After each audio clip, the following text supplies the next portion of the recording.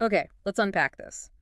The ultimate ancient influencer. That's a good way to put it. I mean, when you think of historical sites, Machu Picchu is just up there on its granite perch, all wrapped in mist and mystery. Looking down on all the other But ruins. exactly. It's the Beyonce of the archaeological world. It's flawless, it's untouchable, and honestly a little exhausting because of how much we obsess over those, perfectly filtered, misty And images. that obsession, that hype, is exactly what we want to strip away today. Go beyond the postcard. Right. Our sources, they show a far grittier, um, a weirder, and ultimately more human story Yeah. behind all that stone. So the mission for this deep dive is to find the reality behind the lost city that That was never actually lost. ever actually lost in the first place. So let's just start the myth busting right now. The biggest one first. Machu Picchu was not a city. Right. If you're picturing like London or New York with tens of thousands of people and markets, that's wrong. It was basically a very, very exclusive 15th century royal retreat. The emperor's private vacation home, essentially, And maybe the most exclusive vacation home ever built. for sure. And to really get why it looks the way it does, you have to understand the guy who ordered it built the Inca Emperor Pachacuti. Mm. This whole site was constructed around 1450. Yeah. And you really can't overstate Pachacuti's importance. I mean, this is the guy who took the Inca from being a small regional tribe around Cusco Uh-huh. and turned it into this massive, sophisticated empire that stretched all the way down Western South America. He was their Alexander the Great. So when you're that successful, you need a getaway that screams, I am all powerful, even when you're just, kicking back. Exactly. So what was the real function then, beyond just a mountain villa? Well, it served a few different purposes. The most basic one was seasonal. The capital, Cusco, gets pretty cold in the winter. Right. Machu Picchu is at a lower elevation. It's warmer. So it was a place for the elite to escape, to hunt, to do ritual ceremonies. It sounds like pure leisure, but there was a political angle too, wasn't there? Our sources say it was a key place for entertaining foreign dignitaries. Oh, absolutely. It's the ultimate power flex. You want to impress an ally or intimidate a rival, you bring them to your private compound built with impossible precision on top of a cloud forest. There's no coming back from that. Not really. It's a statement of power built right into the mountain. And we have to be honest about the logistics of it. Sources confirm that alongside all the world-class masonry, there were ritual practices, Okay. including human sacrifices, which to them weren't seen as brutal, but as essential offerings to keep the balance between the emperor, the people, and the gods. So this place was a lot more complex than just a pretty view. Spiritually, politically, and technically, yes. Let's get into those technical details, because this is where my mind just gets blown. The Incas were like the masters of no glue needed. They absolutely were. They used this technique called ashlar masonry, no mortar at all. How is that even possible? It's hard to wrap your head around, even for modern engineers. They didn't just stack rocks. They cut, they ground, they fitted these massive stones so precisely that they locked together like a 3D jigsaw puzzle. And this is where that famous detail comes in, right? Yeah, you literally cannot fit a credit card between the stones. Wow. But I have to ask, why? Why go to all that trouble? That level of work must have been astronomical. Was it just for looks? Not at all. It was brilliant engineering, pure foresight. We forget that Peru is a massive earthquake zone. Okay, that makes sense. When an earthquake hits, a rigid wall with mortar will crack and collapse. The Inca solution was flexibility. So the no mortar thing helps with earthquakes. How? Because the stones are designed to dance. To dance. Yeah, when the ground shakes, the stones jiggle, they move a little in place, but they don't fall apart. They rely on gravity and friction. Then, when the shaking stops, they just settle right back into their original positions. That is just astonishing. You're talking about architects 500 years ago designing buildings that would basically laugh at the Spanish colonial buildings. Which is what happened. Spanish buildings crumbled in earthquakes all the time. The Inca structures stood firm. It's a masterclass in adapting to your environment instead of trying to dominate it. And this wasn't just a building technique, right? It was tied to a philosophy. It was a very profound cultural philosophy. You have to understand the Andean concept of Aini. Okay, I've heard the word. What does Aini mean in a practical sense? It means reciprocity, mutualism. If I help you with your harvest, you help me with my roof. But it also applies to the relationship between humans and the earth, with Pachamama, Mother Earth. So they saw themselves as partners with nature, not masters of it. Exactly. They weren't just building on the mountain, they were having a conversation with it. How so? The sources are pretty clear on this.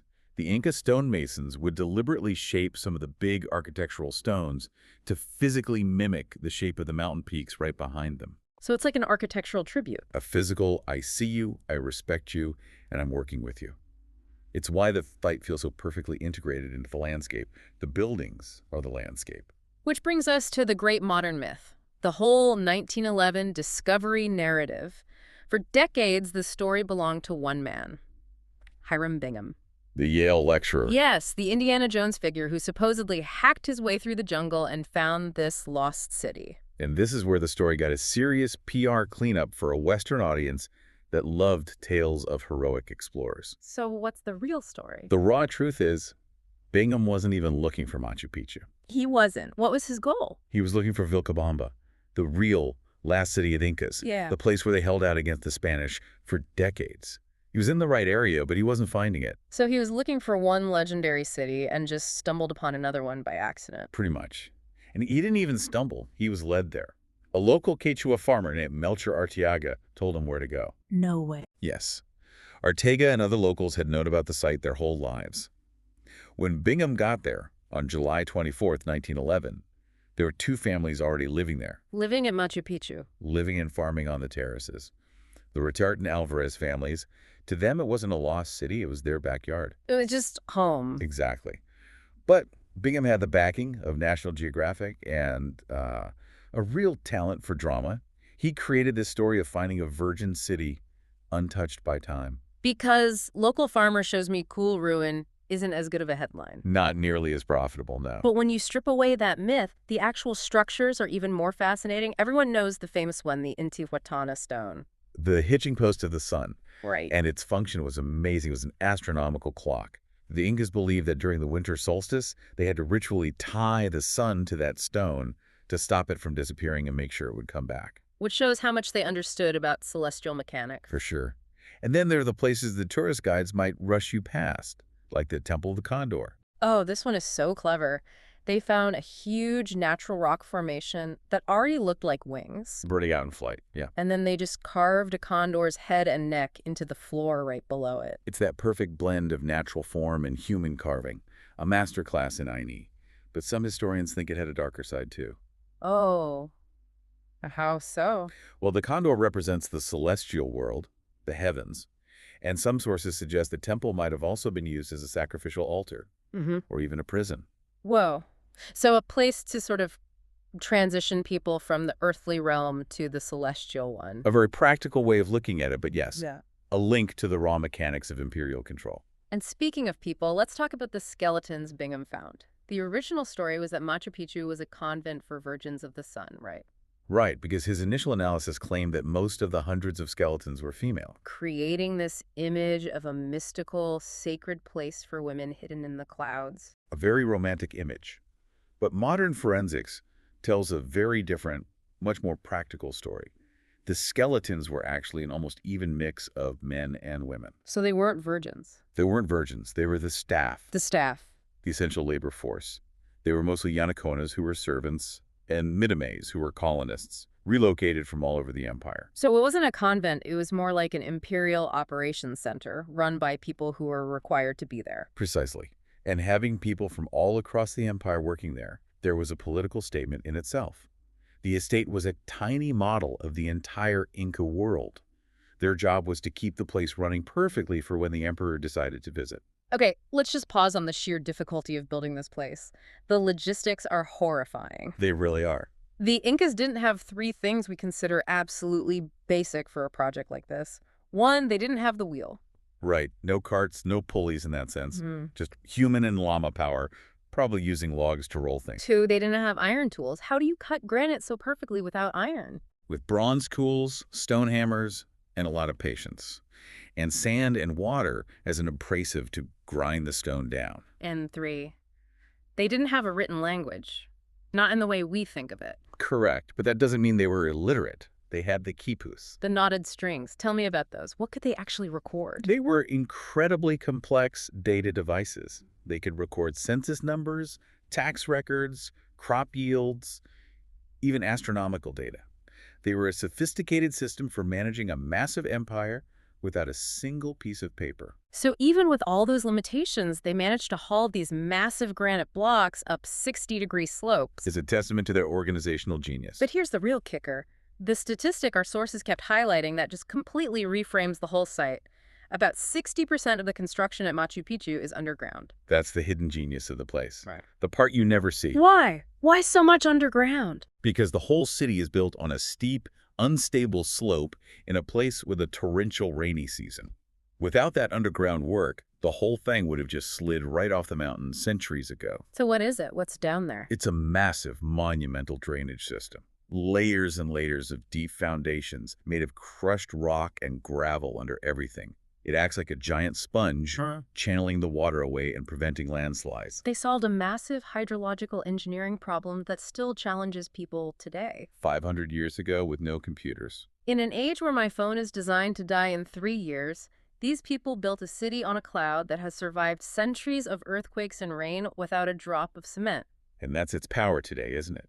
Machu Picchu is the absolute antithesis of planned obsolescence. It was built to last forever. A literal middle finger to our disposable culture. It really is. But that permanence is now being threatened, not by the jungle, but by us, which is the modern paradox. Nice. Thousands of tourists walk over those stones every single day, and there's this huge debate about building a big international airport nearby in Chinchero to bring in even more people. And it raises that really tough question of preservation versus access. We love this place for its permanence, but by making it so accessible, we risk loving it to death. We might literally breathe it to death. It's a real threat. The infrastructure wasn't designed for this kind of traffic. You know, when you're there, you feel small, but not in a bad way, you're part of something bigger way. This site forces you to accept that a civilization we once called primitive understood physics and astronomy better than we give them credit for. In the end, I think Machu Picchu is a physical story about the struggle between humanity's desire to conquer nature and its deep need to belong to it. The Incas didn't conquer the mountain. They reached a brilliant, lasting negotiation with it. A negotiation we're still trying to understand. And now, of course, the mandatory note on the current residents. The llamas. They are there. They are very photogenic. They are basically the true owners of the site now, and they know it. They hold all the cards. Yeah. They have no concept of personal space. None. And our sources confirm if you don't treat them with respect, they will spit on you. And they have excellent aim. Consider that a final warning from the empire. And it's the final thought for you to take away from this. When you look at pictures of Machu Picchu, try to look past the grand view for a second. Think about the calloused hands of the single stonemason who spent weeks chipping away at one piece of granite for a king he'd never be allowed to look at, let alone speak to. That unspoken labor, that's the true foundation of the place.